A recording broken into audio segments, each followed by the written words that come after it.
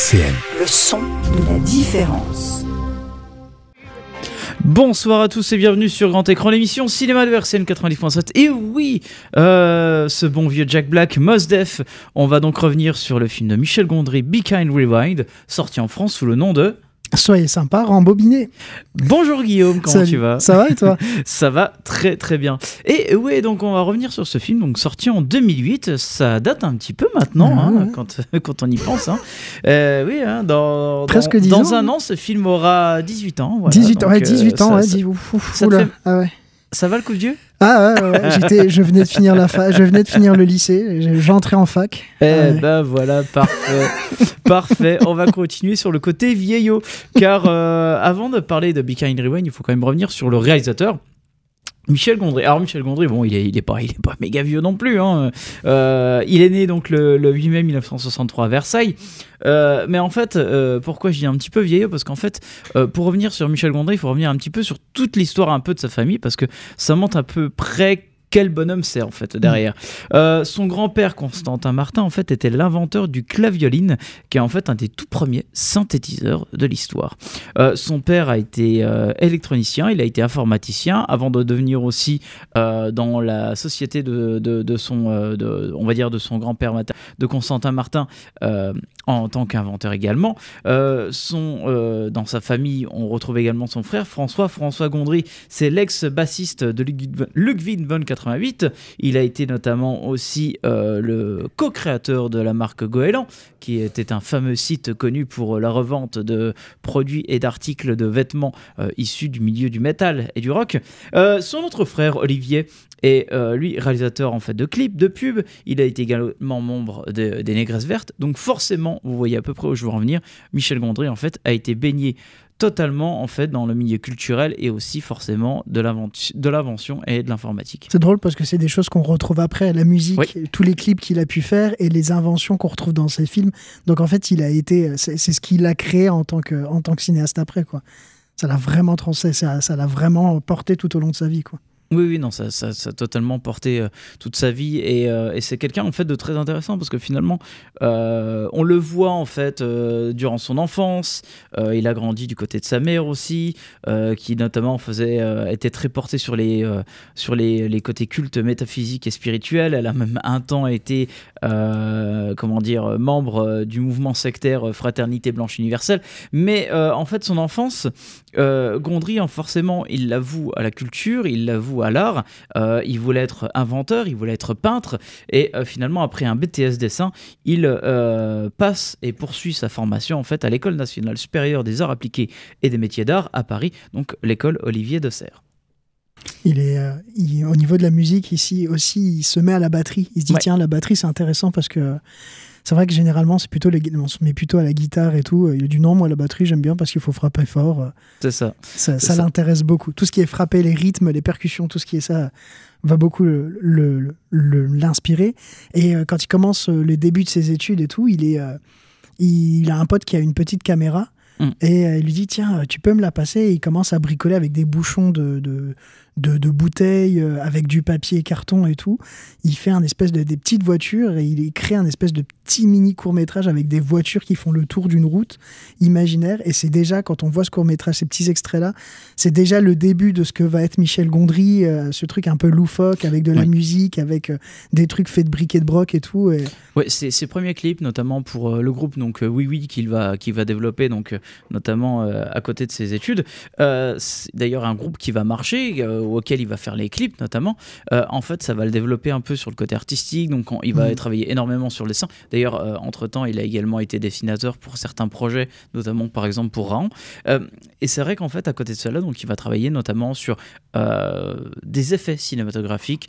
Il va notamment se prendre d'affection pour par exemple le stop motion, les mouvements comme ça dans ce style-là. Et après, plus tard, même il va travailler à fond sur ce qu'on appelle le morphing, car forcément, après avoir fait beaucoup de clips pour son groupe Oui Oui, il va en réaliser pour d'autres, et c'est surtout grâce à Björk en fait, car il a été repéré par Björk par ses idées farfelues de montage, de clips, et qui voyait en fait en lui son réalisateur en fait pour ses prochains projets en fait. Et c'est vrai que Björk, avec son univers assez décalé, ça correspondait parfaitement avec l'idée de Michel Gondry, quoi. Ce qui a permis après lui de développer aussi, d'aller un peu plus loin avec les Rolling Stones, avec IAM, avec... Après il a fait énormément de collabs par la suite, on le retrouve donc notamment avec les Rolling Stones, où il a fait donc la reprise Like a Rolling Stone, qui a fait le groupe, forcément la reprise de Dylan.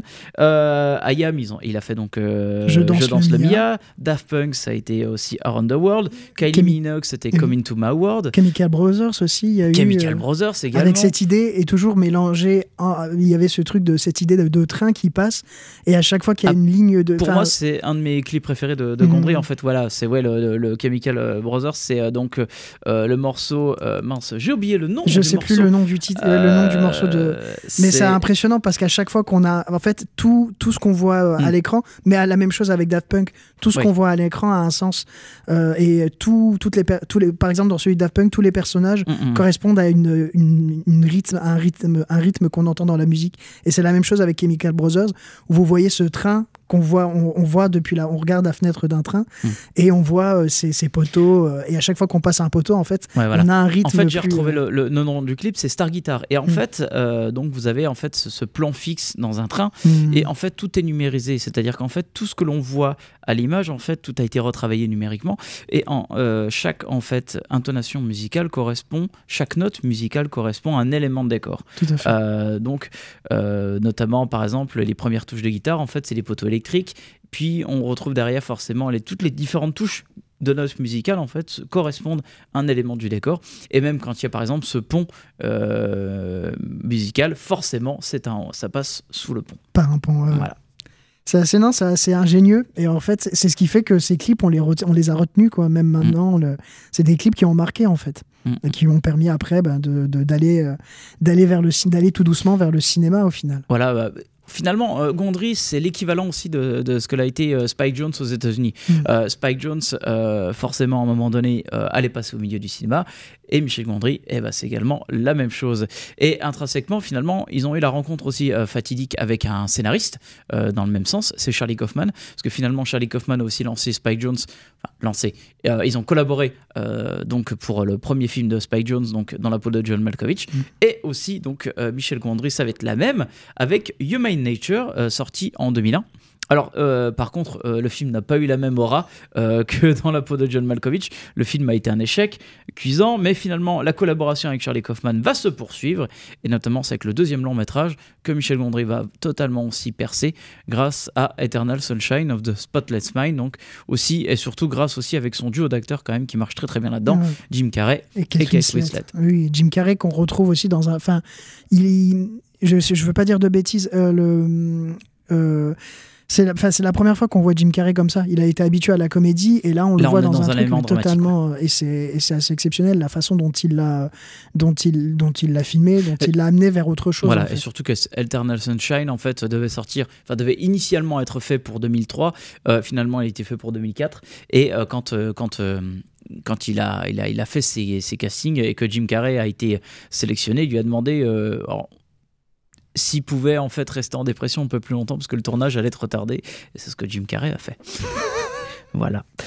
Non, mais c'est vrai que voilà, il y a aussi ce côté très conceptuel en fait chez Gondry, et finalement c'est pas plus anodin de voir déjà dans Human Nature et surtout Eternal Sunshine en fait les idées qu'avait déjà développé Gondry dans ses clips, mais qui va l'être encore plus à partir de 2006 avec La Science des rêves, car là on est sur vraiment le tout premier scénario écrit par Gondry. Et là, on arrive de souvenirs. Je sais que c'est avec Gaël Garcia Bernal, Alain Chabat, voilà. Et Charlotte Gainsbourg, si je ne dis pas de bêtises. Oui. Et où on a tout cet univers, justement, de papier, de complètement barré de choses en... En fait, relier le milieu on va dire le milieu professionnel du personnage principal, donc avec les bureaux, le côté papier qui est là tout le temps, l'imprimerie, et de l'autre côté, forcément, les rêves, le côté onirique et forcément farfelu que provoque Gondry dans ses films, quoi. Mais c'est vrai que voilà, on retrouve un peu ces idées en fait, un peu carton-pâte, tout à fait, un peu papier mâché, qui finalement en fait est très très représentatif de ce que faisait déjà Gondry, même à ses tout débuts en tant que réalisateur de clips, que ce soit avec les White Stripes aussi, il en a fait énormément, qui est dans un style très très similaire, notamment il avait même fait carrément totalement en Lego, en stop motion. Finalement, en fait, on retrouve un petit peu le Gondry stylistique d'avant. Ouais, tout à fait. Et c'est ce qui marque à chaque fois quand tu vois un de ces films. Tu vois, dans La Science des rêves, j'ai ce souvenir de ce truc, un peu de ce truc de carton autour. Ouais. Et Gaël Garcia Bernal et Charlotte Gainsbourg qui sont sur un cheval qui est en espèce de nounours, qui est pas un vrai cheval, mais un cheval en ours, et tu les vois se balader et tout. Et puis, il y a ces incursions entre le réel, et puis hop, tu passes dans un truc sans savoir vraiment pourquoi, mais tu passes dans un truc un peu onirique. Et c'est ce qui fait que ça te marque, en fait. C'est des films qui te marquent même des années après, quoi. Et qui va poursuivre encore avec justement Beacon Rewind. Beacon Rewind qui a été tout de suite fait en fait après La Science des rêves, donc c'est un projet aussi que finalement le concept de Beacon Rewind en fait me fait rapprocher en fait l'idée d'un épisode qui a été fait par une série américaine qui s'appelle The Amanda Show, qui a été diffusé aux États-Unis en 1999. Dans cet épisode en fait on retrouve des propriétaires de vidéoclubs qui en fait louaient des parodies de films célèbres où ils jouaient eux-mêmes les héros. Donc forcément, on retrouve un peu l'idée du film Beacon Rewind. Et c'est vrai qu'en fait, donc, Beacon Rewind est un film, je trouve, très intéressant sur en fait, son idée conceptuelle. C'est-à-dire qu'en fait, Gondry déjà comprend qu'avec ce film, il y avait même plus à faire aux États-Unis qu'en France, en fait. Et il le dit lui-même. En France, après La Science des rêves, et déjà même avant, en fait, il le disait lui-même, je ne sais pas où me cadrer, je ne sais pas où me mettre. Dans le milieu du paysage français, parce que finalement il est loin du cinéma commercial, mais il est aussi très loin en fait du cinéma, ce que l'on appelle en gros guillemets d'auteur. Oui, c'est vraiment un cinéma mais à il part. ne se retrouve dans ni l'un ni l'autre. Non, c'est vrai que tu peux pas le catégoriser. Peut-être même les deux en fait. C'est ça, oui, parce que surtout en plus avec Beacon Rewind où il fait appel à des stars quand même, voilà. Que ce soit Mos Def ou Jack Black ou même alors Danny Glover, Sigourney Weaver. Enfin, il fait quand même appel à des personnes qui ont fait des gros blockbusters, que ce soit Sigourney Weaver avec les Ghostbusters, avec les Aliens, Danny Glover avec L'Arme Fatale. Donc il arrive à faire appel à ces gens du blockbuster. Et en même temps, il tourne ça dans des lieux il tourne ça à Passaic, qui est un petit quartier de New York. Et tu te dis, ça pourrait faire vraiment un truc d'auteur sur une petite personne. Enfin, c'est pas un truc à grande échelle, c'est vraiment à hauteur de quartier, quoi. Il fait des films à hauteur de quartier. Surtout que c'est un petit film en fait produit par New Line, on a Focus Features également. Et c'est vrai qu'en fait, voilà, cette idée de tourner à Pessac, c'est une chose que Gondry voulait faire, c'est-à-dire être assez éloigné de New York, mais avoir ce côté en fait quartier, banlieue, assez proche en fait du style très très côte est américaine. Et forcément en fait Pessac, on est sur un tout petite ville en périph qui est à quelques kilomètres en fait du New Jersey. Et c'est vrai qu'en fait Pessac, Passaic pardon en fait, c'est Passaic, à quelque chose de très particulier chez Gondry, c'est-à-dire qu'en fait, et c'est là où on voit que peut-être c'est le film dont on va parler forcément après, qui est peut-être le plus américain, je trouve, dans sa filmographie, parce qu'il est très, très, très communautaire. Et c'est vrai qu'avec Passaic, en fait, pour vraiment s'installer dans ce lieu de tournage, parce que finalement, ils vont tourner exclusivement là-bas, à part quelques plans quand même dans les environs de New York, vraiment de garder cet aspect très stylistique et surtout forcément de montrer un peu cette Amérique et ce côté communautaire. En amont, finalement, ils vont travailler bien avant le tournage là-bas. Ils vont aussi provoquer aussi on va dire des soirées réunions avec les communautés de la ville, avec les habitants. Ils vont faire aussi des soirées dansantes. Ils vont vraiment essayer de communiquer à fond avec ces gens-là. Et c'est même, d'ailleurs, ça va même aller beaucoup plus loin. C'est que finalement, en fait, la distribution du film, on va dire pour les certains second rôles et même des troisième rôles, c'est des habitants de Passaic. Il a vraiment fait un travail. Alors c'est drôle parce qu'en théâtre, on appelle ça des créations partagées et tout. Ouais. Et il a fait un vrai travail de territoire où il vient des semaines avant. Il travaille sur une chorégraphie avec les habitantes et les habitants qui figurent dans une partie du film, dans un des films qu'il va tourner. Il fait appel aux habitantes et aux habitants pour les faire tourner des personnages effectivement secondaires, des troisième rôles, mais il fait appel à la ville, quoi. Il y a vraiment un vrai travail de ville. Ce qui est assez fou parce que quand il y allait, je crois que c'est un moment dans le making-of du film, il en parle, c'est un de ses mécaniciens qui s'appelle Irv, qui habite à Passaic, et il vient le voir et il est devant ce truc, cette espèce de centrale qu'on retrouve après dans le film et tout, et il voit la beauté de la ville et il dit putain mais il y a un truc à faire en fait. Et c'est en voyant le quartier, en voyant un truc, il dit il y a quelque chose à faire avec ces gens là, il y a quelque chose à faire avec cette ville, il y a un truc qui ressort qui donne envie de travailler là quoi, et de montrer la beauté de cette ville là. Et c'est ce qu'il a fait après dans Be Kind Rewind quoi. Et c'est ce qu'il a fait totalement avec Be Kind Rewind, parce que finalement donc on est sur un petit film, donc comme je disais à 20 millions de budget, on est vraiment sur quelque chose de petit et de concret.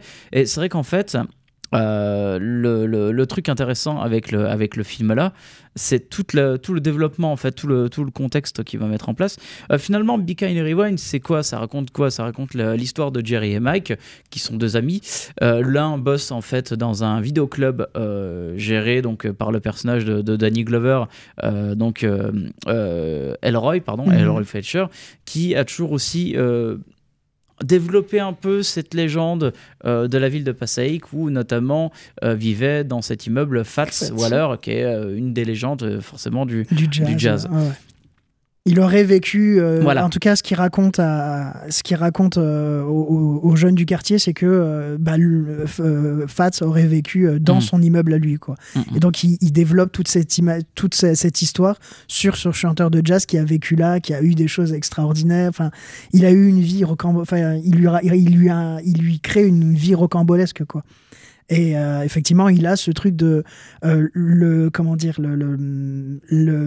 y a tout dans ce personnage qui a le truc de la nostalgie. Ouais. Déjà le fait de garder des cassettes et de la location de VHS, alors que à côté t'as des grosses trucs de vidéoclub qui vendent des DVD, qui sont mis au DVD, qui proposent des DVD. Le truc d'être dans un bâtiment qui est presque en ruine alors que tout est en train de se reconstruire. Totalement délabré. À côté en fait, donc la mairie en fait a prévu de raser le bâtiment pour construire donc toutes les résidences qui sont forcément plus riches. C'est l'un des contextes du film d'ailleurs. Hein. On peut en parler tout de suite, hein. Finalement, Be Kind Rewind n'est pas qu'une simple comédie. En fait, c'est un film social, forcément, sur les petites villes, sur les quartiers qui se battent constamment contre la gentrification. C'est un des cœurs du film, en fait. Même si le film, je trouve qu'il en a beaucoup, en fait, et c'est peut-être l'un des problèmes du film, c'est-à-dire qu'il parle de beaucoup de choses et qu'il a du mal à se concentrer sur quelque chose. Mais c'est vrai qu'en fait, voilà, c'est un film qui a beaucoup de choses à parler. C'est peut-être aussi possiblement le film le plus représentatif du style de Gondry, je trouve.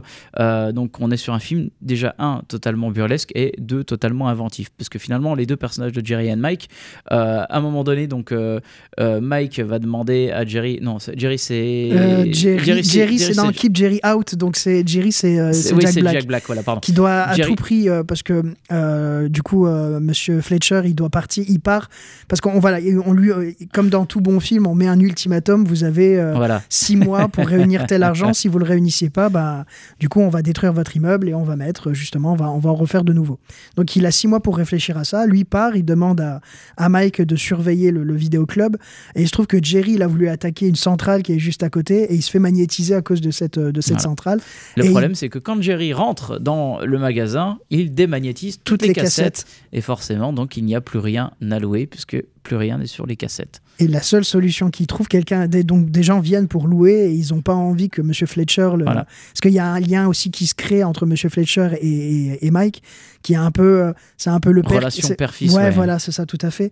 Et donc, il ne veut pas décevoir Monsieur Fletcher, ils essayent de trouver une solution, et là, ils ont l'idée du siècle. Et surtout qu'il y a le coup de cœur du personnage d'Elroy Fletcher, qui est Miss Falevitz, qui demande en fait la cassette de Ghostbusters. Tout à fait. Oui. Et là, ils ont donc 3 heures pour faire quelque chose, et qu'est-ce qu'ils décident de faire ? De refaire de leur propre façon, donc SOS Fantôme. Tout à fait. Et donc ils vont dans une bibliothèque, ils trouvent tous les moyens, ils refont les scènes, ils refont la chanson, ils refont... Et donc du coup, comment faire ça tout en ayant la VHS, ils décident d'utiliser une caméra VHS en fait. Et donc du coup, ils refont tout ça. Et quand on leur demande comment ça s'appelle ces films qu'ils ont fait, ils disent c'est des films suédés. Et en fait, le verbe souhaiter, ça vient donc forcément du nom de la Suède, car en fait, Jerry et Mike prétendent que les films en fait proviennent de ce pays, et ce qui leur permet donc d'expliquer en fait le délai d'approvisionnement des cassettes et aussi le prix élevé. Bien évidemment, c'est tout complètement faux. Et donc, en fait, ils font leur propre film, et ils se rendent compte qu'à partir du deuxième qu'on leur demande de faire, donc c'est Rush Hour 2, ils ont besoin de quelqu'un parce que finalement, le personnage de Jerry ne veut pas embrasser son garagiste, et arrive aussi l'autre personnage aussi important du film, donc Alma, le personnage de Mélanie Diaz, qui va être aussi un peu le cœur central aussi de cette bande, où elle en fait elle va être là pour les aider, être vraiment on va dire le ciment du vrai groupe, ciment du groupe, celle qui va permettre que tout ça puisse se fonctionner et pas se casser la gueule, et que justement de trouver une astuce de comment on fait pour que les gens puissent venir, qu'en même temps ça leur laisse du temps pour enregistrer les vidéos et les ramener et créer un vrai commerce en fait. C'est elle qui va et c'est ça en fait, voilà. Le que... film évolue, donc il y a un succès immense de ces cassettes là, et donc en fait ils vont procéder à des espèces de filtres, notamment quand on voit la jeune brune qui demande de trouver la version de Fast and Furious. Ah non vous avez une mauvaise note, on peut pas faire ce film, et il faut un délai de 20, il faut un acompte de 20 $, et là ça provoque déjà des remous chez certaines personnes, mais ça continue d'évoluer par la suite, et forcément il y a un des personnages qu'on se dit tiens mais moi je viens de New York, j'apprends que machin il y a ci, il y a ça, et en fait c'est ce personnage là qui, on se rend compte plus tard, en fait était à la solde des avocats des grandes sociétés de production qui bien évidemment vont demander à ce que ces cassettes soient détruites. Parce que, bien évidemment, c'est ce qui est écrit sur les cassettes aux États-Unis. Voilà. C'est ce que nous, on peut avoir avec, vous savez, la vidéo voler c'est mal. Oui, voilà, c'est ça. Mais alors pourquoi voler, tuer c'est mal? Alors pourquoi enregistrer des vidéos? Et là, c'est la même chose. Ils expliquent que sur les cassettes VHS aux États-Unis, il y a un mot du FBI qui dit que c'est interdit. C'est illégal de recopier des cassettes. Mais du coup, voilà, c'est tout ce truc sur est-ce qu'on a le droit de réinventer les films, et est-ce que finalement, c'est pas ce qui amène à inventer son propre film et sa propre histoire? Forcément, il y a toute cette thématique-là, parce que finalement, là, on est vraiment sur quelque chose où c'est très représentatif on refaire ses propres films, c'est de la parodie, c'est de l'hommage, donc on voit une inventivité sur plusieurs échelles, que ce soit de la mise en scène dans les décors, les éléments faits de briques et de broc, par exemple quand il y a cette parodie du Roi Lion, en fait c'est du papier quoi, tout simplement, c'est du carton, mais en fait l'idée de reprendre les films avec les moyens du bord, le côté suédois, en fait, forcément, ça montre l'inventivité, la création, le partage, le travail collectif, en fait, et forcément, donc, cette confrontation, comme on disait, avec les personnages des avocats, donc, face aux puissants et égoïstes, capitalistes, qu'on représente les méchants. C'est les méchants. Alors, c'est vrai que ça semble une morale très, très naïve, mais en fait... ce qui est bien avec ce film, en fait, c'est que ça ne va pas au-delà en fait d'un simple conte moderne. Le film ne va pas en rajouter des caisses, et c'est la grande force du film, en fait, c'est ce côté attachant. Oui, tout à fait. Moi, ce que j'aime bien, c'est l'idée de se réapproprier les films qu'on a vus dans notre enfance. Se dire que, et d'ailleurs, c'est ce que Michel Gondry dit aussi dans le making-of ou dans les différentes interviews qu'il a fait, c'est qu'il ne demandait pas aux comédiens et aux comédiennes de revoir. Le but n'était pas de refaire à l'identique les films, c'était justement de retravailler sur les souvenirs, de comment tu te réappropries un film que tu as vu et que tu as aimé. Et ça, je trouve que l'idée là est assez folle. C'est vrai qu'on a tous son expérience du cinéma. Pour un film, tout le monde va avoir une expérience différente, et c'est comment toi tu te le réappropries après. C'est d'ailleurs, tu parlais du Roi Lion, c'est très drôle dans le Roi Lion quand il dit j'irai pisser sur la tombe de vos ancêtres. Il dit mais attends, mais c'est un film pour les enfants. Mais c'est ma version, on fait pas le premier, on fait le deux. C'est comment tu te réappropries les choses, la culture pop en fait, comment cette culture pop elle nous a nourris, et comment on la réinvente aussi, et ça je trouve ça très fort. Quand vous revoyez le montage en fait, notamment quand ils refont toute la séquence de Rush Hour 2, bon déjà Jack Black joue Jackie Chan et Mos Def joue Chris Tucker, mais au-delà de ça en fait il y a ce côté en fait, à quelle scène ça correspond à quel film, enfin à quelle scène correspond à l'original et compagnie, en fait on s'en fout, on s'en rappelle pas, parce que c'est un peu l'un des buts du film en fait, c'est de la réappropriation en fait, parce que finalement c'est là où il y a cette confrontation, comme je disais en fait, donc entre les studios et le bien public, parce que finalement les films avec le temps appartiennent-ils réellement au studio, ou finalement appartiennent-ils à nous dans notre inconscient collectif?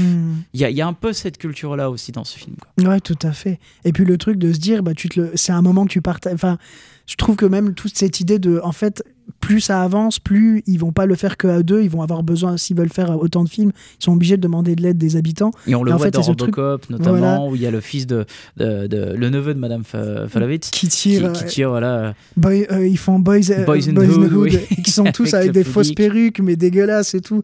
Et qui... mais c'est très bête, c'est très drôle, parce que du coup, c'est plus tant nous, en tant que spectateurs, ce qu'on aime bien, c'est voir les petites références, les petits films et tout. Mais là, du coup, c'est même plus tant le film qui est important, c'est de voir le partage du truc, de se dire que finalement, le cinéma, c'est ça aussi. C'est partager des films ensemble et tout. Et je trouve que ça, ce truc en sous-texte est très beau. C'est pas appuyé, c'est pas non plus trop appuyé. C'est assez simple, en fait. C'est fait simplement. Oui, et c'est pour ça que c'est peut-être aussi le film le plus américain de Gondry, en fait, d'une certaine manière. Parce que finalement, là, on retrouve toute l'idée en fait, communautariste du film, ce qui forcément est très très représentatif de la société américaine, hein, le côté communautaire, que ça soit donc communautaire ethnique ou village. Là, on est plus sur le côté de la ville de Passaic, qui finalement on veut se battre aussi d'une certaine manière pour éviter un espèce de perte d'identité avec l'évolution de la ville et la gentrification qui y amène, quoi. Tout à fait, ouais, carrément. Et même identité par rapport aux films qu'ils créent, parce qu'à un moment, quand ils explosent les films, tu vois les gens qui s'énervent, qui essayent d'arrêter le truc, et que finalement, ils se font écraser par le rouleau compresseur de la vie, qui est justifié par un gros rouleau compresseur qui vient casser toutes les cassettes. Mais t'as ce truc, en fait, comme tu disais, le film devient un prétexte, mais c'est plus la vie de la ville, en fait. Tu vis à travers ça. Et puis, comme tu disais, on retrouve l'imaginaire de Gondry dedans, dans toutes les différentes scènes. Et à chaque fois, il y a des trucs, des inventions qui sont assez folles. Le plus fou, ça reste le plan séquence où en fait on voit les différentes successions de films suédés, notamment qu'on retrouve notamment Men in Black avec le faux rouleau avec les véhicules comme ça, où on remet la caméra à l'envers, ça fait la scène dans le tunnel, ou 2001 l'Odyssée de l'espace avec la roue. Il y a plein d'idées ultra intéressante, ultra novatrice, qui forcément avec ce côté carton-pâte et compagnie rend le tout très attachant et qui amène aussi forcément à cette idée de les films en fait ça nous appartient. Et puis l'idée de génie aussi d'avoir cette différence entre quand il filme le film, enfin quand il filme l'histoire, c'est une caméra plutôt classique, enfin c'est une image plutôt propre, une belle image de cinéma. Et puis après quand il va filmer les films filmés, avec les cassettes, là avec caméra cassette et tout, avec cette idée on voit le grain, et c'est ça qui est assez beau, c'est de voir le grain du truc. Voir le grain, le côté très vieille cassette, les vieilles bandes en fait tout simplement. Et comme le dit Jack Black quand ils font, le personnage de Jerry quand ils font le tout premier Ghostbusters, il fait mais Madame Followitz elle verra pas la différence, on se met à 3 mètres de la caméra, elle ne reconnaîtra pas. Et donc il y a vraiment ce côté en fait incrédule, et finalement en fait au fur et à mesure ça va devenir les vraies stars de la ville de Passaic. Ouais, tout à fait, carrément. Donc Jerry va prendre la grosse tête bien évidemment. Bien sûr, parce que c'est Jack Black. Parce que c'est Jack Black, sinon ce serait pas drôle. Mais Jack Black, dedans je trouve que Jack Black, c'est ça qui est assez fort. Il est en retenue quand même. Il est en retenue, ouais c'est ça. Il arrive à prendre des petits trucs de Jack Black, Michel Gondry, mais pas à en faire du Jack Black comme on a maintenant. On n'est pas dans le Jack Black dans Tonnerre sur les tropiques par exemple, qui est dans l'impro total en fait. Gondry a réussi à maîtriser Jack Black et c'est quand même déjà pas mal pour cette époque-là. Carrément. Parce qu'en plus Jack Black sortait déjà de Tenacious D, In the Peak of Destiny, donc le film dont est relié l'histoire de son groupe, et qui forcément commençait déjà à prendre une ampleur considérable. Quand le film sortait, en fait, tout le monde s'est dit bon, ça y est, maintenant Jack Black va être établi sur acteur principal de tel ou tel truc. D'ailleurs, peu de temps après, il allait faire donc le Peter Jackson, le King Kong. Et c'est vrai qu'en fait, à ce moment-là, on s'est dit ah oui, ok, donc Jack Black là, il va être mis bien en avant dans ce film, et pas que en fait. Parce qu'on a aussi l'importance du personnage de Mos Def qui est là aussi pour expliquer un petit peu toute cette situation de quel est en fait le cœur et le centre du récit. C'est pas seulement en fait de faire survivre le vidéoclub tel qu'il est, mais c'est en fait toujours de garder l'histoire de la ville. Et finalement, donc, tout va être relié avec forcément à la fin, parce que après donc, la destruction de toutes les cassettes, et qu'est-ce qu'ils veulent faire leur propre film. Et donc forcément, comment on va faire ? Et donc, ils font relier tout ce qui est sur l'histoire de la ville de Passaic, donc Fats Waller, même si, à un moment donné, donc, le personnage de Danny Glover, donc Fletcher, Monsieur Fletcher, va quand même dire officiellement que Fats Waller n'a jamais existé ici, c'était pour un peu donner une belle histoire, et finalement cette belle histoire ils vont quand même la développer à travers leur propre film. Se dire que finalement c'est pas grave qu'il soit pas allé, on peut faire ce qu'on veut, enfin tant qu'on a c'est ça qui est assez fort de dire, toi qu'on a les idées et une invention, allez on y va, on essaye, et au pire c'est pas bon, au pire c'est pas grave, c'est notre histoire, on la crée comme on veut. Ce qui est un peu aussi le fer de lance un peu de Michel Gondry, où lui il se dit, il a 15 000 idées à la seconde, et des fois il va prendre une mauvaise idée, et il va dire ouais mais la mauvaise idée c'est ça qui m'intéresse, et du coup il va aller creuser dans cette idée et tout, et ce qui fait qu'après il arrive à faire des films comme Big and Rewind, comme Eternal Sunshine of the Spotless Mind, des films comme ça quoi, qui sont assez fous quoi. Et puis surtout qu'en fait là, ce film-là, on est plus sur une vraie lettre d'amour au cinéma aussi, je trouve. Oui, que ce soit par ses genres ou par ses capacités à travailler l'imaginaire collectif. Et comme je disais, donc finalement, est-ce que ces films appartiennent avec le temps à nous, ou en fait est-ce que ça reste à la botte des studios? C'est surtout en fait une déclaration aussi d'amour à la puissance du rêve, en fait, à l'inconscient collectif, comme on disait. Donc Gondry a demandé aux acteurs de ne pas revoir les films qui vont être suédés dans Big and Rewind, tout simplement pour se le réapproprier d'une certaine manière. Et Jack Black va à fond les ballons quand il va jouer le personnage de Robocop, par exemple. Mais je crois même que, par exemple, pour lui, quand il l'a écrit, je crois que même le Rush Hour, il se rappelait même plus. Il l'a pas vu. En fait, il avait vu tous les films qui étaient marqués suédés, mais Rush Hour, il a dit non, je vais même pas le regarder. Je vais vraiment faire... Comme moi, je pense que c'est vrai. Et ce qui est drôle, quoi, du coup, c'est vrai que des fois, il y a des films que tu vois en bande-annonce, tu dis, bon, je l'ai pas vu, mais j'imagine que c'est comme ça et tout. Et c'est comment tu te réappropries le cinéma, en fait? Comment tu le fais, tiens? Parce qu'il y a une réappropriation forcément, et c'est ça qui est fort avec Gondry, comme je parlais de l'imaginaire collectif, de se dire ah bah oui, mais en fait on connaît tel ou tel cliché, le cinéma est certes un art jeune, mais il a tellement aussi retravaillé à fond les ballons, en fait, tous ces codes narratifs et de mise en scène, que forcément un Rush Hour par exemple qui travaille sur le buddy movies, Gondry il travaille également dans ce film avec Jack Black et Mos Def aussi. Donc on a aussi le mec un peu plus la tête sur les épaules et l'autre qui est le personnage totalement farfelu. Donc il y a toute cette idée là aussi qui est mise en place dans ce film quoi. Et comment tu te réappropries toute l'histoire de maintenant c'est que les films maintenant c'est que parce que tu as aussi la question du mais c'est vraiment très très très lointain, mais à un moment il dit c'est Mos Def qui dit non, Monsieur Fletcher va pas être content, il aime pas les remakes, il dit que ça sert à rien. Du coup t'as cette idée là aussi. Parce que l'idée de Big and Rewind revient également aussi sur une idée de Michel Gondry quand il a développé Human Nature et après Eternal Sunshine, il s'est rendu compte en fait, vraiment au début des années 2000, il y avait de plus en plus de remakes, de films qui ne méritaient pas être remakés et qui encore plus ont coûté plus cher et ils sont encore plus mauvais. Donc pour lui il s'est dit c'est vraiment quelque chose de très autodestructeur de la part du cinéma américain, et il s'est dit il y a peut-être quelque chose à faire là-dessus en fait. Comment on peut se réapproprier aussi un film, comment on peut remaker de notre propre manière un film, et en fait arriver l'idée de Big and Rewind, comme je vous ai dit, elle était très proche d'un épisode de la série télé, donc via Amanda Shaw, mais en fait c'est pas si éloigné que cela quoi. Et quand on voit surtout notamment en fait comment maintenant à travers le temps, parce que finalement le film a comme j'ai dit presque 18 ans, l'année prochaine il aura 18 ans, c'est encore, je trouve, encore plus impactant quand on voit par exemple aussi sur le contexte à travers ce film de la fin de l'ère vidéo. C'est-à-dire qu'en fait on a donc le personnage de Fletcher qui est encore campé sur les cassettes, et finalement pour lui l'idée novatrice c'est de partir sur le DVD. Et le film est sorti en 2008. Mais finalement, quand on revoit le cœur du film, le but de départ qui était de parler en fait finalement à la fois d'une comédie créative et communautaire, notamment donc forcément si cher aux États-Unis, le film parle également donc de l'aspect précieux des œuvres et forcément de l'inconscient collectif, mais la mort du format vidéo aussi.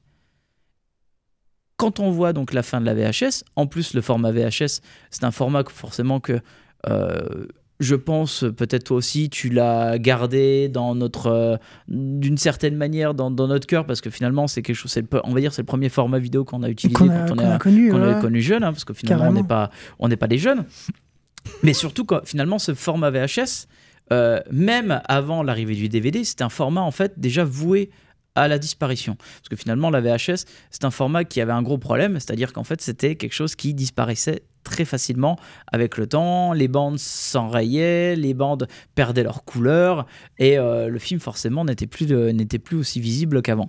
Et finalement, je trouve que ce format-là et l'idée de l'ère de la fin vidéo, c'est encore d'autant plus marquant maintenant, 17 ans après, puisque en fait, le marché du DVD commence à devenir un marché de niche.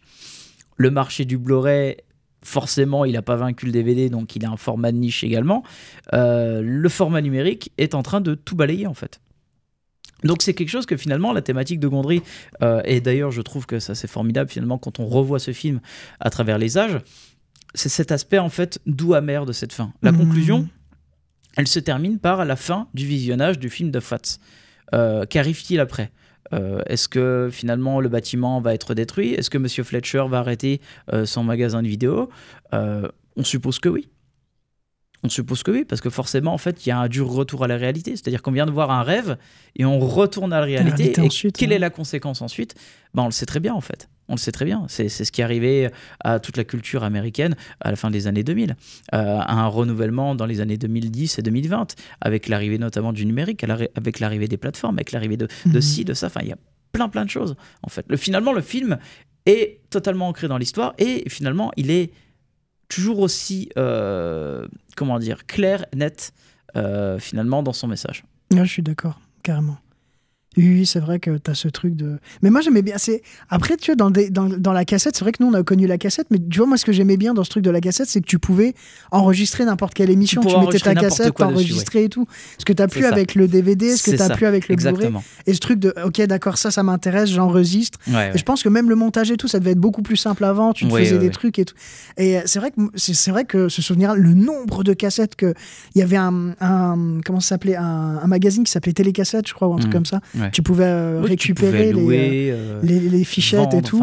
Et moi, je me rappelle le nombre de films que mon père qu'on a en cassette parce que mon père pouvait les enregistrer. Il avait Canal+, on mettait la cassette, hop, t'enregistrais en même temps le truc. Le nombre de programmes que j'ai enregistrés gamin, pareil. C'était une de mes passions, c'était d'enregistrer en fait avec le vieux magnétoscope de la maison, surtout quand on avait Canal+. Ça, c'était un marché limite, c'était un business qu'on pouvait faire limite par la suite, quoi. Que maintenant forcément c'est plus la même chose. Que tu peux plus trop faire maintenant avec le Blu-ray et surtout le DVD, numérique. Ouais, carrément. Et le numérique, c'est vrai qu'avec tout ce qui est plateforme, avec avec Netflix et tous les autres et tout, c'est vrai que ça devient compliqué même pour le partage de films. C'est vrai que tu peux encore le DVD et le Blu-ray, comme t'as le support physique, tu peux le partager à quelqu'un et dire « Ah, c'est trop bien, tiens, je te conseille de regarder celui-là. » Sur les trucs maintenant de plateforme, c'est vrai que maintenant, comme tu peux plus partager de compte, tu peux plus le partage devient difficile. Ici, tu peux dire « Oh, regarde celui-là » ou « Regarde, tu vas mettre un j'aime », mais vu que maintenant, tu as une... Enfin, je sais... C'est compliqué, je trouve que c'était bien. Faut passer un peu comme Jerry et Mike, c'est-à-dire de façon illégale. Ouais, c'est ça. Non, c'est vrai. Mais voilà, tout ça pour dire, voilà, c'était un petit peu aussi mon aspect. Et c'est vrai que, oui, comme je disais, le format VHS, ça me fait penser aussi également à une de mes connaissances qui avait tellement vu Starship Troopers que le film était en noir et blanc à la fin. Tellement la bande magnétique était détruite. Mais voilà, pour terminer un petit peu sur Be Kind Rewind, il faut parler également de l'après du film. Le film a donc été présenté en avant-première au festival de Sundance le 20 janvier 2008. Il sort officiellement le 22 février aux États-Unis et le 5 mars en France. Alors le film a été plutôt bien reçu par la critique. En France notamment, donc le film a terminé avec environ 500 000 entrées. Aux États-Unis, il a fait un petit chiffre pas trop dégueulasse au box-office. Ce n'est pas un grand succès non plus. Ça a été un succès un petit peu caché forcément dans la grosse partie indépendante du cinéma américain dans les années 2000, à partir de mi-2005, où on a eu beaucoup aussi de films indépendants qui a pris énormément d'ampleur. Et forcément, le film a bien marché aussi dans le marché du DVD. Ça a été aussi une des forces de pourquoi ce film est devenu quand même d'une certaine manière culte dans l'imaginaire collectif, dans sa réappropriation finalement de notre propre culture cinématographique. Carrément. Et puis ça a donné aussi lieu à tout un truc de concours et tout, avec des films suédés. Ça a donné lieu à une envie des gens de dire bah tiens, je vais refaire des films aussi pareils. Une des plus grandes particularités et un des plus grands efforts qui a été fait en fait à travers ce film et à travers les âges, c'est la popularisation du mot suédé. Gondry, en fait, a compris qu'il pouvait aussi faire participer son public à travers cette idée-là. Et d'ailleurs, un concours fut même organisé, donc avec 3 films amateurs font partie des bonus du DVD du film. On retrouvait notamment, par exemple, il y avait un Pulp Fiction qui était en pâte à modeler, qui était absolument exceptionnel. Il y a Tron aussi, je crois. Oui, il y a Tron, mais il y avait ce petit côté amateur qui marchait très très bien. Et finalement, en fait, je trouve que l'idée de... D'ailleurs, il avait ouvert une école de films amateurs, Gondry, par la suite, à la sortie du film, parce qu'il voulait en fait, voilà, perpétuer en fait un petit peu cette idée de se réapproprier les films, mais surtout en fait de les faire avec notre propre façon et notre propre cœur, quoi. C'est-à-dire que en fait faire un Pulp Fiction, un pâte à modeler, ça ne gâche en rien le plaisir de revoir l'original. Ça peut être fait de cette manière-là. Finalement, il a été un petit peu précurseur aussi de ce qu'a été plus tard les fan-films qui commençaient à apparaître également sur YouTube à cette période-là. YouTube a finalement été aussi une des plateformes qui a déjà à cette époque aussi amené beaucoup de choses dans cet imaginaire et surtout dans ce terme, ce qu'on pourrait appeler le suédé en fait. Finalement, en fait, Gondry a travaillé là-dessus, a joué là-dessus et finalement, en fait, je trouve, à mon sens, peut-être que certains ne seront pas d'accord, mais finalement, en fait, l'idée de suéder ce genre de choses est un peu précurseur de ce que pouvait donner finalement la plateforme Vine, qui arrivait quelques temps après, qui était une application en fait vidéo, alors de 6 secondes, mais en fait qui basait sur l'inventivité et la création en fait des contenus. Et je trouvais qu'en fait c'était absolument formidable ce genre de procédé-là. Et finalement, c'est ancré aussi dans cette continuité de ce que voulait faire Gondry, quoi. En plus, dans ce côté aussi coupé-monté qui est propre au truc de Vine et tout, effectivement, ouais, t'avais des choses qui étaient faites qui étaient assez folles. Qui étaient, c'est comment tu te réappropries, comment tu te réappropries les choses et tout. C'était assez exceptionnel ce qu'ils proposaient. T'avais aussi bien des vidéos humoristiques que des vidéos un peu plus travaillées, même alors que c'était que 6 secondes, hein, mais t'avais des choses qui étaient assez folles. Et effectivement, tu retrouves... Enfin, c'est vrai que ce qu'a apporté Gondry, c'est... Tu retrouvais un peu de ça dans les Vines après, carrément. En fait, le côté inventif, débrouillardise. C'est-à-dire qu'en fait, il n'y a pas de limite. Gondry a toujours eu un peu cette idée-là, c'est-à-dire que il n'allait pas s'imposer des limites, c'est-à-dire qu'il va essayer de trouver des solutions dans ses idées de mise en scène ou autre. Et ça s'est encore vu, je pense, après dans sa carrière, parce que finalement, en fait, donc après... après Be Kind Rewind, Gondry va continuer notamment donc avec quelques documentaires par la suite, mais notamment on va le retrouver un peu comme dans des idées un petit peu concept, notamment dans The We Hand High, qui est un film américain où tout le concept en fait du film se déroule dans un bus. Après forcément il va s'attaquer à quelque chose qui va lui faire beaucoup de mal. Je dirais en fait l'année 2010, c'est un peu l'année du succès, mais aussi d'une certaine perte, je dirais pas d'identité, mais peut-être une perte en fait un petit peu de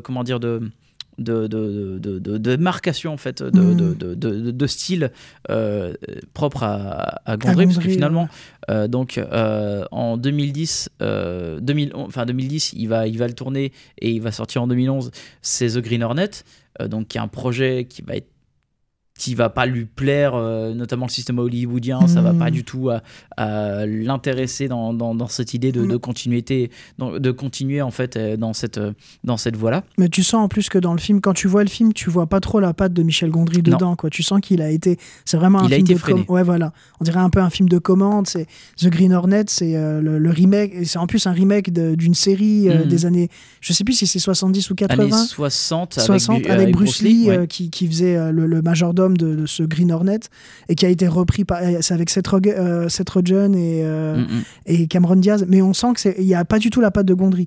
C'est plus un travail de commande où ils ont fait appel à lui un peu comme un Yes Man, où ils ont dit allez, c'est Gondry, ça va amener une patte. En fait, Gondry en fait par la suite en fait va répondre en fait aux sirènes hollywoodiennes, il va vouloir aussi un peu s'intéresser à comment ça marche là-bas, et en fait c'est quelque chose qui ne lui plaît pas en fait, non. Mais il le savait limite par avance en fait ce que ça allait donner, quoi. Qui correspond pas à ce qu'il a fait après ce qu'il a pu faire avant ou ce qu'il va faire après par la suite aussi. C'est vrai qu'il est plus dans ce truc, dans cet entre-deux, comme tu disais tout à l'heure, c'est pas du blockbuster et c'est pas non plus un film d'auteur, mais il est meilleur dans cet entre-deux plutôt que d'aller dans le complet blockbuster. De toute façon, en allant dans le complet blockbuster, tu vois qu'avec The Grey Hornet, c'était quelque chose comme ça qui a été prévu comme étant un grand blockbuster et qui a pas fonctionné, enfin, qui a pas été une. Et je pense que c'est quelqu'un qui adore, voilà. Et je pense que c'est quelqu'un qui adore en fait avoir des contraintes, que ça soit donc financières ou même en fait par l'écriture. Donc comme je disais, donc après il va faire notamment donc un film qui va se dérouler uniquement dans un bus, The We Are High. Et c'est vrai qu'en fait il va retourner en France en 2013 également avec un autre projet, que l'adaptation de L'équipe des jours, qui est basé donc sur le roman éponyme de Boris Vian. Et c'est un projet casse-gueule parce que L'équipe des jours en fait c'est quelque chose qui est difficilement adaptable. Ah ouais, carrément. C'est tout comme Gondry, il a son univers cinématographique. Boris Vian, il a un univers à lui aussi qui est. Je pense qu'il faut être dans sa tête pour comprendre son univers et tout. Et pourtant, même si le film est pas, il a pas eu le succès. Je pense pas qu'il ait eu le succès qu'il voulait, mais je trouve que les deux correspondaient bien. Et on retrouve un peu l'imaginaire de Gondry avec. Il y a un moment, ils ont une espèce de pistolet pince. Et il y a tout ce truc où il veut tuer une personne et en fait il croit qu'il t'as une des femmes qui voit le truc tomber, elle lui redonne et lui dit tenez, vous avez fait tomber votre pince à sucre. Mais il y a des trucs comme ça et visuellement c'est assez fou. Et ça correspond bien. Enfin, on retrouve la patte bric-et-broc, de construire des choses, des inventions qui sont toutes plus fun les unes que les autres, très oniriques de Gondry. On le retrouve dans ce film.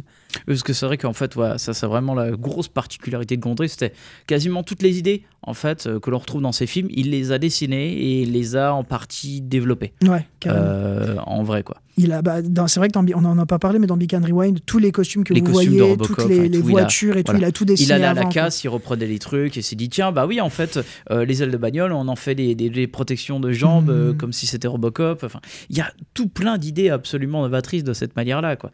Mais Gondry, en fait, c'est quelqu'un qui a toujours, en fait, c'est comme je disais, donc il est issu d'une famille où on est très porté sur les arts appliqués, l'inventivité, l'électronique. Il y a un truc qui me fait marrer aussi dans le making of de Beacon Rewind, c'est qu'en fait on le voit se trimballer avec un appareil photo qui est très bizarre. En fait c'est un appareil photo, c'est un double appareil photo qui sont reliés en un seul avec deux objectifs, parce qu'en fait ça lui donne en fait de faire des espèces d'impressions photo presque en 3D en fait, c'est-à-dire avec la vision binoculaire quoi. C'est complètement fou. Mais cet homme-là, je dirais pas que cet homme est fou, il est très particulier. D'ailleurs, il l'a avoué lui-même en fait durant la promotion en fait de son film Le Livre des Solutions. Il révèle donc d'ailleurs d'avoir été diagnostiqué donc bipolaire à la suite d'un épisode en fait maniaque durant la production de L'écume des jours. Il disait donc je prenais des médicaments pour l'humeur et des obsessions intenses qui m'empêchaient carrément de vivre. Durant le tournage ça s'est dégradé. À la fin je suis resté dans le studio pendant 1 mois et demi. On a commencé le montage, j'ai arrêté mon traitement. Là mon esprit a explosé, un mélange de mégalomanie et de peur avec des moments super intenses où j'avais l'impression de faire partie de l'histoire, de créer des choses totalement innovantes. Un psychiatre m'a diagnostiqué bipolaire peu après. C'est vrai qu'en fait, c'est quelqu'un qui est tellement à fond en fait dans ses idées, dans son développement, dans son style, qu'il a déjà un peu ce côté lunaire en fait quand on le voit, quand on le parle, quand il va notamment sur la promotion de ses films. C'est d'ailleurs très drôle quand il va à l'avant-première donc de Beacon Rewind à Sundance.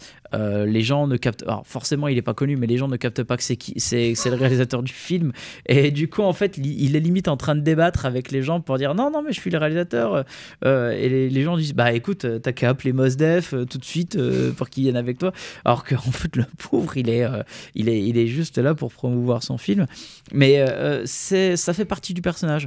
Il est quelqu'un de très particulier, je dirais quand même de très attachant, et surtout d'une inventivité qui est assez folle. Alors, dans le livre des solutions aussi, si vous avez l'occasion de le voir, il y a des choses qu'on voit dans le film mais qui ont été faites pour de vrai. Il a fait un camion de montage qui est assez fou quand même, où il y a des écrans un peu partout et en fait le volant sert à faire le montage et il marche. C'est ça qui est assez... Le mec a inventé ça. Il a 10 000 idées à la seconde en fait. Le banc de montage dans un van, enfin, je trouve ça l'idée folle quoi. T'appuies sur le klaxon, je sais plus le klaxon ça faisait quoi, mais je crois que ça permettait de couper, ou même les clignotants permettaient de cutter et tout, et tu te dis mais c'est génial en fait.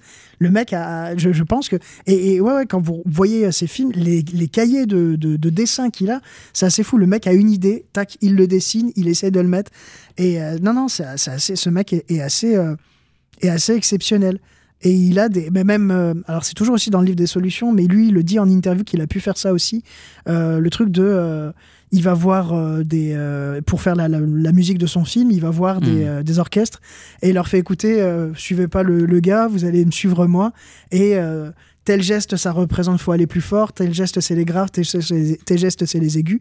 Et le mec, en fait, se dit, bon, bah allez, vous allez suivre mon corps va faire la musique. C'est ça. Et dans l'interview où il parle de ça, il dit, et généralement, en fait, ça fonctionnait même très bien. Et tu dis, bah ouais, mais le mec, il dit, bon, on essaye, au pire. C'est ça qui est bien aussi, c'est se dire, on essaye, au pire, ça marche pas, et au pire, ça fonctionne, quoi. Oui, non, mais c'est la particularité de cet homme-là, quoi. Ouais. Et c'est vrai qu'en fait, on l'a également vu aussi dans la préparation de documentaires qui sont forcément très reliés sur la musique, donc notamment Dave Chappelle's Bloc Party ou encore les Pins dans le cœur. C'est vrai que c'est quelqu'un qui arrive toujours en fait à amener pas mal d'idées en fait dans ses styles, mais forcément, comme je le disais, en fait, il a un côté un peu farfouillis qui forcément par moment en fait nous met un petit peu en dehors de ses films. Dans Be Kind Rewind, en fait, le film en fait part dans pas mal de choses et en fait oublie aussi de faire avancer ses personnages, notamment le personnage de Mélanie Diaz, je trouve, qui à un moment donné est direct d'un coup en retrait, on ne sait pas ce qui se passe, mais c'est toujours en fait quelqu'un qui est très important, notamment dans son développement de la vie des personnages en fait. Il arrive toujours quand même à développer quelque chose là-dessus qui est toujours très intéressant. Après, il s'est un petit peu foiré sur certains projets, notamment par exemple, je trouve que Microbe et Gasoil est vraiment un projet qui est totalement casse-gueule et qui a pas du tout marché. Le livre des solutions, c'est un film beaucoup plus surprenant qu'il n'y paraît. Et c'est vrai que c'est dommage parce que finalement 2025 devait sortir son dernier projet en fait qui s'appelle Golden, en fait qui est un film donc réalisé par Gondry qui en fait est un film en partie biographie qui se déroulait en 77, qui s'inspirait de la jeunesse en fait de la jeunesse de Pharrell Williams dans la résidence d'Atlanta Apartments et finalement en fait à Virginia Beach, et finalement donc ce film a été annulé par le studio, on ne sait comment, et voilà quoi. Qui avait l'air en plus assez fou aussi, il travaillait vraiment en très très étroite collaboration avec Pharrell, et ça, enfin en tout cas des petites infos qui ont pu circuler, ça avait l'air d'être un film assez fou. Je sais pas s'il a été fait avant ou après le film Lego sur Pharrell, je sais pas si ça a engendré ça, de concurrence, je ne sais pas. Mais c'est dommage, ouais.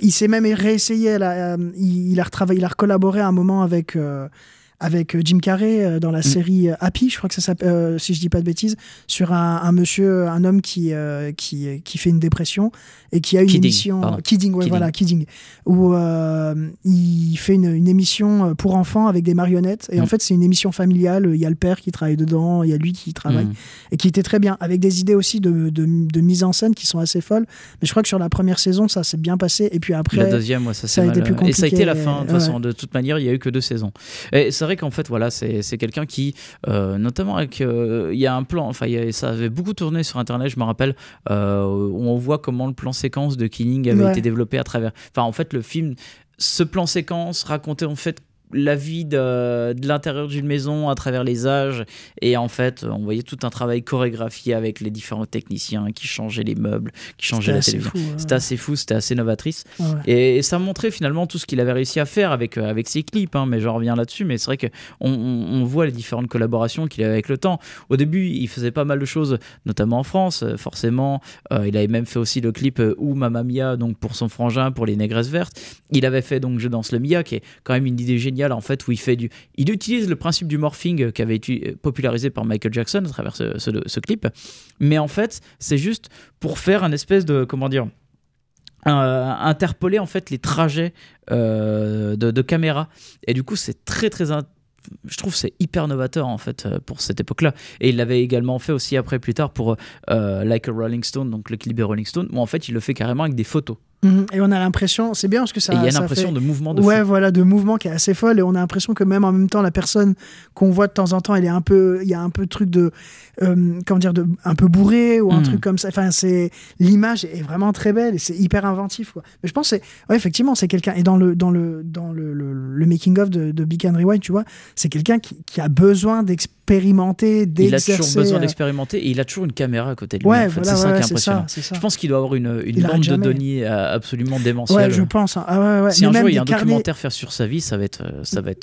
bonne chance à l'archive. Mais même des carnets, il doit avoir des carnets de dessins et tout qui doivent. Ça doit être assez fou. Ça doit être assez fou. Mais tu vois, il y a des vidéos, il y a des images qui ont il a tourné plein de trucs pour Beacon Rewind, tu vois qu'il a tourné plein de trucs. À un moment, il leur a fait faire du slow motion. Ouais. Et finalement, s'il est même pas dans le film. Non. Mais tu te dis, donc du coup, je pense que si ça qui n'était pas dans le film et qui est une idée, mais il leur fait marcher à ralenti. Et il lui disait oui, vous allez marcher au ralenti. Et moi après au montage, je vais refaire du ralenti pour que ça fasse vraiment du slow motion. Et finalement, dans le film, vous le voyez pas, mais du coup, il doit y avoir des centaines et des centaines de films. Tu vois, à un moment, qu'il devait parler de Superman, il devait parler d'autres, plein d'autres films qui ne sont pas annulés, finalement. Ouais. Tu te dis qu'il doit avoir des tonnes et des tonnes d'heures de rush. Ça doit être assez impressionnant, quoi. Ouais. Merci Guillaume pour cette émission. Merci à toi. Merci Joris à la régie. On s'arrête là-dessus, on revient pour un tout autre sujet d'émission. On termine avec un morceau issu du film, le morceau en fait de la séquence de Rush Hour 2 parce que j'adore ce morceau. Ah, très bien. Merci à toi Guillaume. Merci à toi. Merci à tout le monde. On se retrouve donc la semaine prochaine pour un tout autre sujet. Ciao tout le monde. Salut. RCN, www.rcn-radio.org